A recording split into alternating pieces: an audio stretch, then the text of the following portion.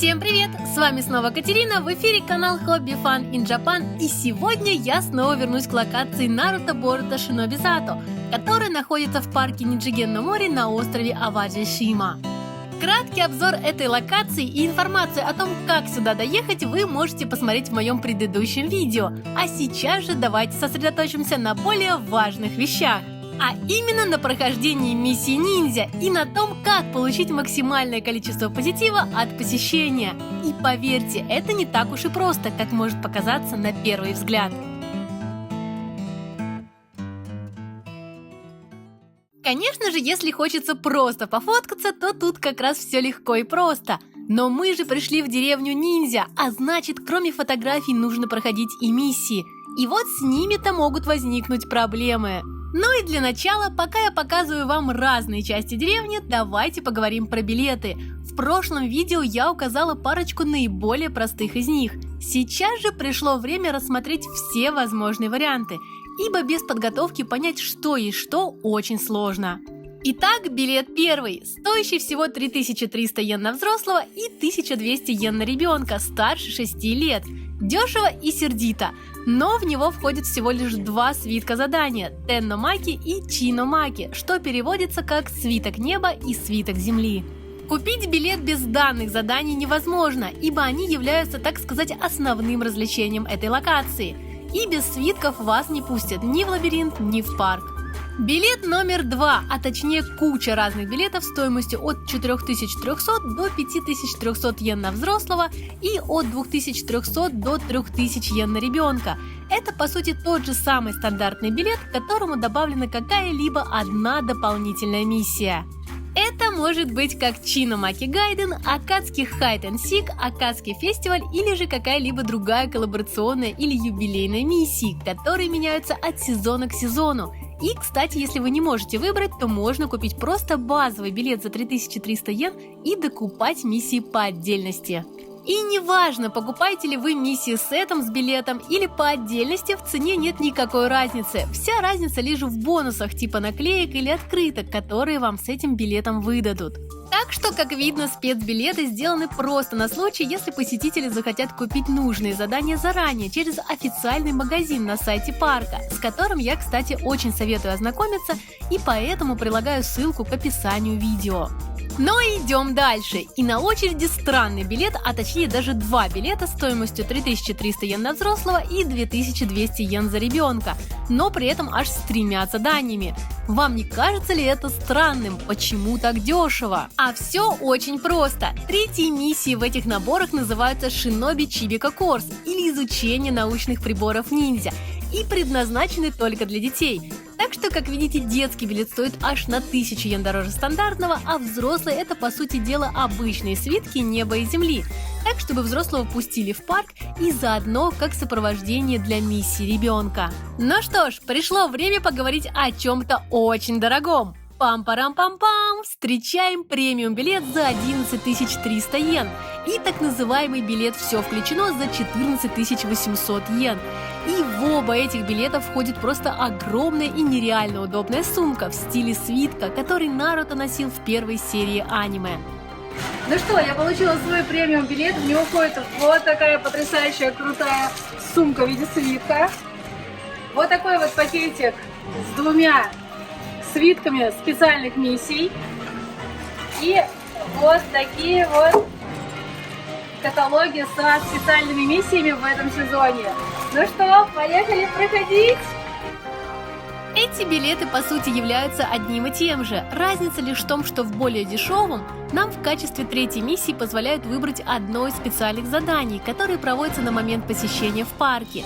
А в более дорогом, кроме свитков неба и земли, сразу же включены все 3 стандартных миссии. Но подчеркну, в эти спецбилеты включены только стандартные задания. Если же вы хотите поучаствовать в коллаборационных или юбилейных миссиях, то придется докупать их отдельно. Но думаю, это делать стоит только в случае, если вы хорошо знаете японский язык, ибо все стандартные миссии переведены на английский, а временные задания в силу их ограниченности по датам и редким покупкам со стороны иностранных посетителей часто бывают только на японском. Что ж, с билетами разобрались. И что уж тут мелочиться, я купила себе все включено с сумкой. И раз уж с подготовкой закончили, то давайте уже пойдем и выполним все, что только можно выполнить. В этом видео я уже показывала гору Хокаге, но ни в прошлом, ни в этом ролике я еще не говорила, зачем же она на самом деле нужна. На самом же деле эта гора является стеной, скрывающей трехмерный лабиринт, по которому мы будем лазать, чтобы пройти миссию «Свитка неба». Итак, поехали! Согласно полученным буклетикам, сюжет задания прост, как я не знаю что. В общем, текущий Хокаге, коим сейчас является изрядно повзрослевший Наруто, попал в параллельное измерение. И так как сделать это несложно, то в качестве тренировки на поиски отправляют молодых ниндзя, то бишь нас. Ну а лабиринт – это своего рода представление того, как дорога в новое измерение должна выглядеть. Что очень приятно, на входе мне сразу показали, как правильно держать руки для выполнения техник, и дали поставить самую первую печать, которую выдает Какаши-сенсей. Также Став уточнил, что для срабатывания всей техники надо выполнять ее стоя на следах, и на этой ноте затолкал меня в лабиринт. Скажу честно, объяснение вроде бы и правильное, но для тех, кто проходит свиток неба впервые, весьма непонятное. И действительно, что за техники, какие следы, зачем вообще нужны печати свитки и тому подобные вопросы сразу же всплыли у меня в голове. Жаль, что только снаружи задать их я не успела, а внутри уже спросить не у кого. В общем, вот она инструкция по прохождению. Правило первое. Никогда не выходите наружу. Исключение составляет ситуация лишь когда вы сдаетесь или вам стало плохо, ибо обратно зайти уже не получится. По правилам парка, если в свитке есть хоть одна печать, то он считается использованным. И правило второе. Лабиринт трехэтажный, в нем много дверей и разного рода препятствий. И прежде чем идти на следующий этаж или же проходить двери с барьером из чакры, о которых я расскажу позднее, обязательно соберите все доступные на текущий момент штампы. Это очень важно, ибо все двери открываются с помощью техник ниндзя, каждая из которых состоит из двух, а последняя аж из 4 положений рук. И, как вы, наверное, заметили, штампы – это и есть те самые положения. Так что, если вы что-то пропустите или, например, пройдете дверь, которая не выпустит вас обратно с другим посетителем, то есть шанс, что перед следующей дверью можете оказаться без знаний о нужной технике. Так что ходим, а точнее ползаем по лабиринту и ищем картонки с изображением персонажей, ведь именно у них и расположены штампы с техниками. Говоря о техниках, стоит отметить, что всего их 5 – огонь, вода, ветер, земля и молния. И в свитке они расположены по мере необходимости и таймингу применения в лабиринте. Причем применять их не так-то и просто, и на это есть парочка причин. Первое, перед входом нам, конечно же, сказали, что нужно стоять на нарисованных следах, чтобы все сработало. Но эти следы настолько малозаметны, а иногда даже стерты, что я минут 10 пыталась тыкать техникой вообще не в ту сторону. Так что в качестве третьего правила скажу, что все джутсу нужно исполнять, смотря в зеркало, а не в дверь с экраном из чакры, как это делают почти все иностранцы, посещающие парк в первый раз. Ну а вторая проблема – это отсутствие внятного описания, какую технику применять в каком месте. Конечно же, на свитке и на стене перед зеркалом есть так называемая картина потока чакры. Но, во-первых, она на японском, а во-вторых, даже если бы все было на английском, то понять ее предназначение сразу сложно. Более того, никто мне об этом почему-то не сказал. Короче, вот вам мой совет, чтобы не заморачиваться с языком. На свитке техники и штампы с положением рук для джутсу той или иной стихии расположены на определенном цветовом фоне. Огонь на красном, вода на синем, земля на коричневом, молнии на желтом и ветер на зеленом. Ну а дальше вам поможет обычная логика. Если вы видите на экране, что горит огонь, то его стоит залить водой. Воду забить электричеством, электричество землей и так далее. По сути, в потоке чакры стрелочки указывают с сильного элемента на слабый. Но если же вдруг возникла проблема и не очень понятно, что за стихия перед вами или какой стихии ее нейтрализовать, то попробуйте применить самую последнюю найденную технику. Обычно последняя – это и есть то, что нужно для каждой следующей двери. Итак, шаг за шагом, дверь за дверью, и мы постепенно приближаемся к финальному пункту назначения – к центральной площадке 3-го этажа. И знаете, это довольно весело. Вот только не ведитесь на россказни персонала о том, что проходится лабиринт за полчаса. Первый раз вам точно потребуется не менее часа. Вот я сама проходила этот лабиринт аж 2 часа. Хотя, если точно знать, где и что делать, то вполне можно уложиться и за полчаса. У меня же еще и много времени ушло на съемки. А еще обязательно не забудьте сходить в туалет заранее и возьмите с собой воду, ибо в лабиринте этих благ цивилизации нет.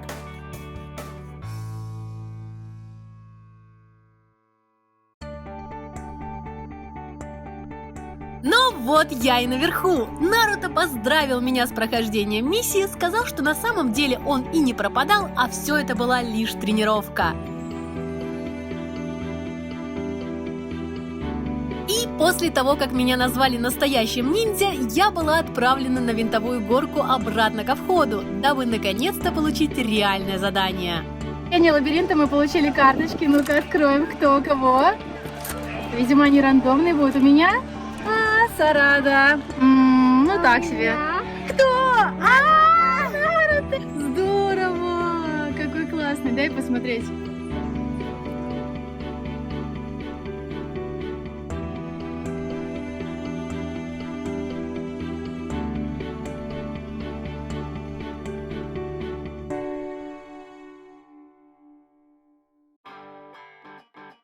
По текущему сюжету реальным заданием, кстати, будет считаться свиток Чиномаки или свиток Земли.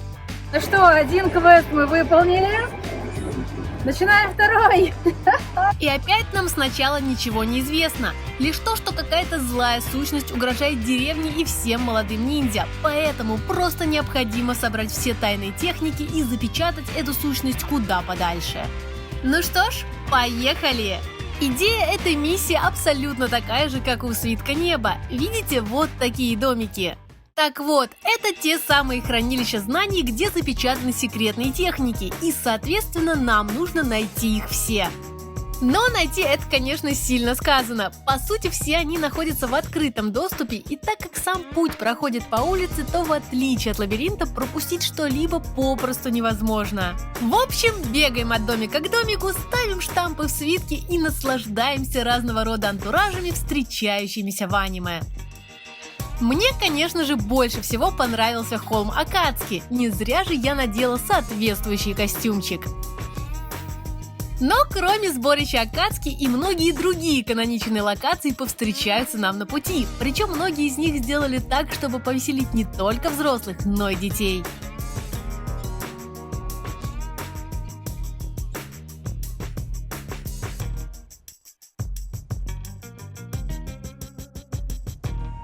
Но не поиском единым, как говорится. И иногда вместо открытых хранилищ нам будут попадаться закрытые. И как же вы думаете тогда нам поступать? Нет, ломать и взламывать их не надо. Я надеюсь, никому подобная мысль и в голову не пришла. Все гораздо проще, ведь мы же ниндзя, а значит снова придется выполнять техники из свитка. Правда, в этот раз из свитка Земли. В общем, логика абсолютно такая же, разве что в этот раз нам нужно выполнять не противодействующие дзюцу, а наоборот соответствующие. И если экран над запечатанной дверцей показывает вам огонь, значит огонь делать и нужно. В общем, смотрите на иероглиф на экране, ищите такой же в свитке, складываете руки в нужную позицию и направляете всю эту конструкцию прямо в камеру, которую, кстати, в этом испытании очень хорошо видно. И опять же, как и в свитке неба, каждая техника состоит из 2 действий. Но это, я думаю, вы уже и так поняли.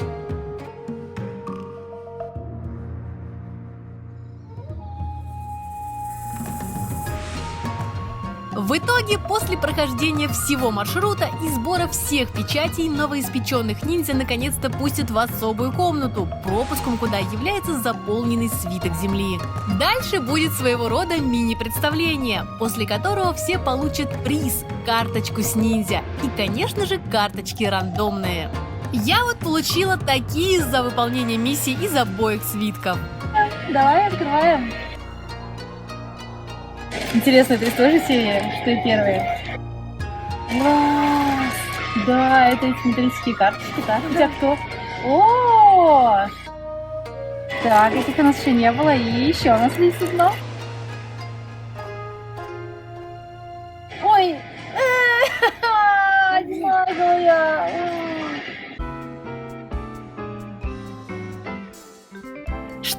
дальше всем советую сделать мини-привал и перекусить в Ичираку рамен, ибо приключения еще очень далеки от завершения.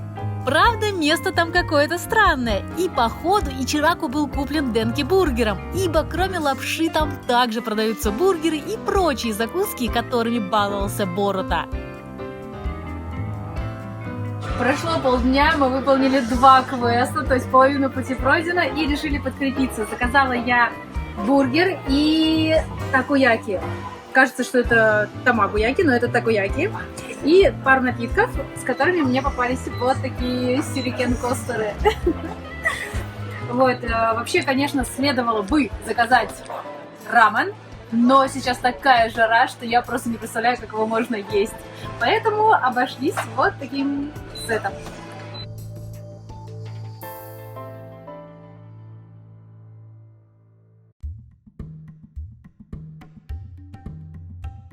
Итак, физические задания наконец-то закончились, и начинаются задания логические. И поверьте, извилины поднапрячь придется очень основательно.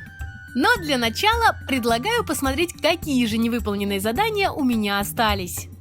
Первое – это Чиномаки Гайден, дословно переводится как сайд-стори «Свитка Земли». И, кстати, выполнить ее придется там же, где мы проходили основной квест по сбору секретных техник. Следующий бланк такого же размера называется Акацки Hide and Seek, и его суть по сути заключается в поиске скрытых персонажей из группы Акацки и разгадывании головоломки с буквами. И самый маленький листик – Акацки Фестиваль. Тут, прежде чем начать что-то выполнять, нужно сначала собрать сами задания. Все эти задания стандартные, и более того, у всех есть английские аналоги, и что немаловажно, на каждое из них придется потратить весьма большой промежуток времени. Начну я, пожалуй, с самого короткого, но при этом очень сложного фестиваля Акацки. Что же нам для этого нужно? А в общем-то ничего особенного. Необходимо пробежаться по почти основным локациям и поставить штампы с задачками. Первые 2 находятся по выходу из лабиринта с задания «Свитка Земли». 3 в сувенирном магазине. 4 в раменной Ичираку. И 5 у кассы, что расположена рядом со входом.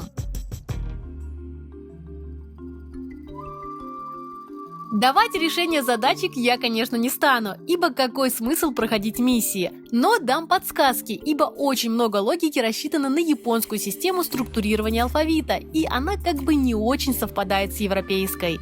В первой задаче, где имеется куча клеточек, нужно просто написать слово по буквам, в них указанных. Откуда взять буквы, спросите вы? А тут все просто. В Японии так обозначают английский алфавит, так что просто напишите все буквы алфавита и составьте слово. Второе задание еще веселей. Вроде бы ничего сложного. Зачеркните двойные буквы, но задание с подвохом. Вы же заметили, что само задание написано в поле, из которого нужно зачеркивать буквы. 3 – это сокращенные дни недели по-английски. Ну а 4 и 5 задания, я думаю, самые простые, и их даже объяснять не требуется. Ну а дальше, думаю, и подсказки уже не нужны. Просто вставляете номера из полученных слов в ключевую фразу, и вуаля, головоломка решена. Точнее, не совсем решена. Составленная фраза – это не решение, а инструкция к нему. Она указывает на точки на этом бланке, которые еще нужно соединить прямой линией, чтобы получить настоящее секретное слово, которое и укажет нам на решение. Сложно, не правда ли? У меня аж мозги скрипели, когда я пыталась понять логику этого процесса. Но зато призом оказался нереально крутой плакат.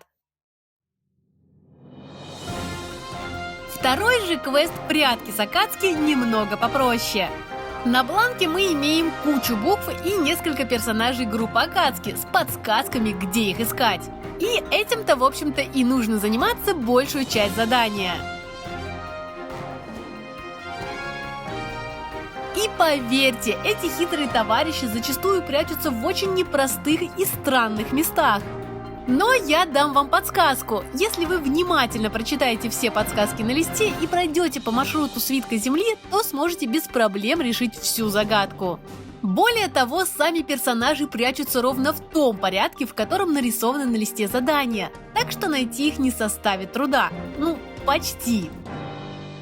Разве что Пейн выпендрился и спрятался недалеко от входа в деревню, но, если честно, он вообще не несет никакой смысловой нагрузки в английском варианте задания, так что этого перца вполне можно было бы и пропустить.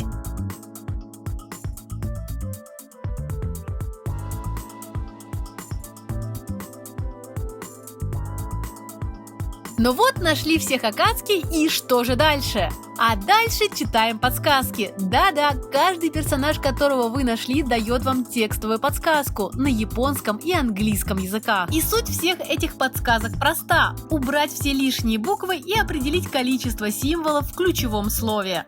Так что, собрав их все и вычеркнув лишние знаки с карты, из оставшихся можно будет собрать очень простое слово, которое и является паролем задания. Ну а дальше все просто. Остается только назвать пароль контролеру заданий на кассе и получить свою открытку о прохождении. Что ж, настало время самого запарного квеста. Даже сами владельцы парка отводят на него аж 2 часа, и называется это задание Чиномаки Гайден. Идея проста. В нашу команду попал враг, и он скрывается по чьей-то личностью, и нам, как вы, наверное, уже догадались, необходимо его вычислить. И сначала все кажется очень даже простым. Мы получаем бланк с неполноценными логическими задачками. После пары попыток решить их в лоб, приходим к выводу, что нужны подсказки. Причем, внимание, про это никто ничего нам не говорит, так сказать, догадайтесь сами. После получаса раздумий, а точнее после того, как я случайно по пути наткнулась на одну из аниме-картонок с подходящей к одной из задачек фразой на табличке, меня наконец осенило. Нужно найти всех героев, которые нарисованы на бланке. Что ж, сказано сделано. Потратив еще минут 10-15, я нашла их всех, благо расположены они все на центральной площади перед горой Хокаге. И как и ожидалось, решить задачки с помощью подсказок оказалось очень даже легко. И как в задании по поиску Акацки, тут тоже нужно было составить ключевую фразу и на ее основе найти предателя.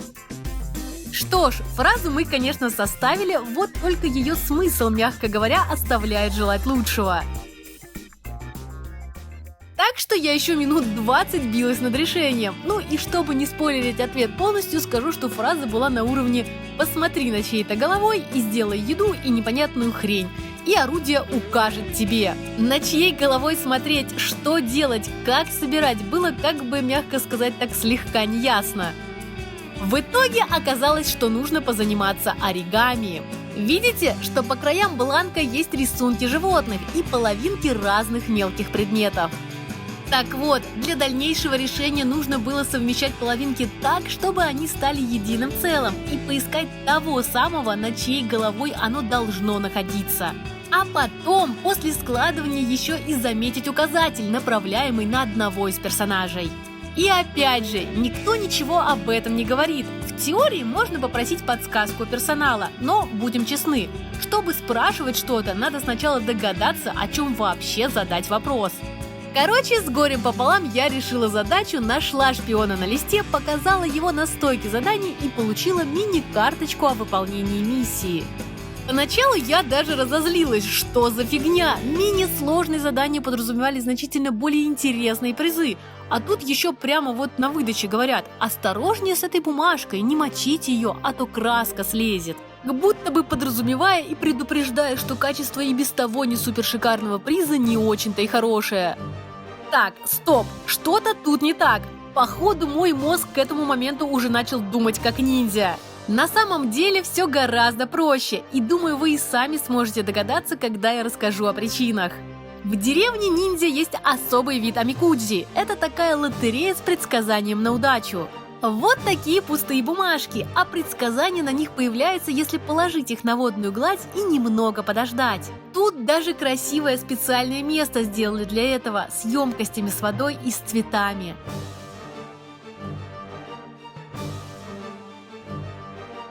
Ну что, догадались, о чем я подумала и что собралась делать? Да-да, я решила сделать ровно наоборот, по отношению к фразе, сказанной мне персоналом, и намочить бумажку о завершении миссии.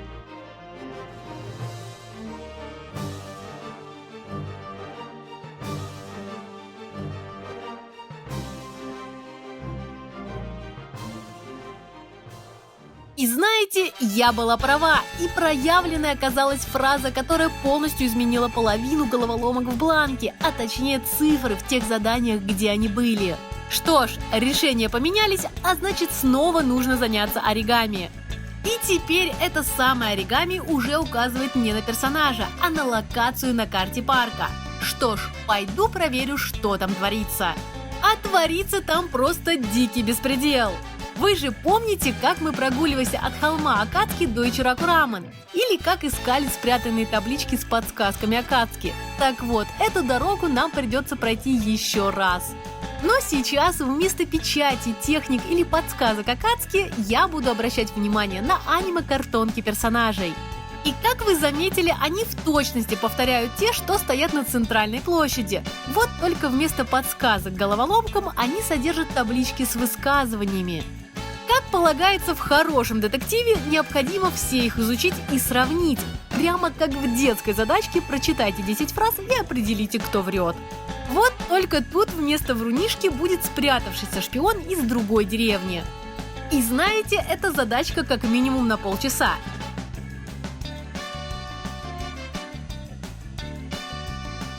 В общем, с горем пополам я пробежала все, что можно пробежать, сфотографировала все, что можно сфотографировать и, скрипя извилинами, наконец-то решила все задачки. Призом тут опять стала карточка завершения миссии, но на этот раз уже настоящая, так что можно считать наше приключение законченным. И в итоге хочу сказать, что это, наверное, самое сложное задание, которое я только видела в этом парке. И если головоломки еще терпимы, то распутывать логическую задачу – это, я вам скажу, еще та проблемка. Что ж, все миссии пройдены, и я потратила на это аж 7 часов с перерывом на обед. Так что, если будете в этих краях и решите поучаствовать во всех развлечениях разом, то очень советую планировать под это целый день. Конечно же, кроме пройденных 5 заданий, есть еще и другие, привязанные ко времени специальной миссии. Как, например, романтический секрет Саски и Сакуры, реальная миссия Борота или юбилейное задание, посвященное 5-летию парка. Но все они очень сильно ограничены временными рамками и проводятся не более чем в течение 2, а иногда и 1 месяца. Так что нет никаких гарантий, что после завершения их снова можно будет застать. Ну и вторая проблема – это японский язык. Да-да, все специальные коллаборационные развлечения не переводят на английский, и причины понять несложно. Во-первых, у меня ушло 7 часов только на основные развлечения локаций, и большинство всех, кто первый раз посещает деревню ниндзя, скорее всего, потратят не меньше времени. А раз так, то до дополнительных миссий они просто не дойдут. Так что все ограниченные по времени мероприятия рассчитаны на тех, кто посещает данное место 2-й раз и более. Ну а во-вторых, перевод стоит времени и денег, а также для этого нужна новая печать англоязычных бланков и тому подобное. А это расходы. И расходы на мелкое событие, которым воспользуются очень немногие иностранцы, ведь все туристы по большей части приходят в первый раз, и само собой они и так заняты основными заданиями. На этом, в общем-то, и все. В завершении покажу свой улов из призов и пойду на автобусную остановку, где меня уже ждет классный автобус, стилизованный именно под эту локацию. На этом я с вами прощаюсь. Всем пока и до новых встреч на моем канале. И не забывайте подписаться, впереди еще много интересного. И на всякий случай напомню, что в предыдущем видео, ссылка на которое имеется в описании, я рассказала о парке целиком и о том, как сюда добираться.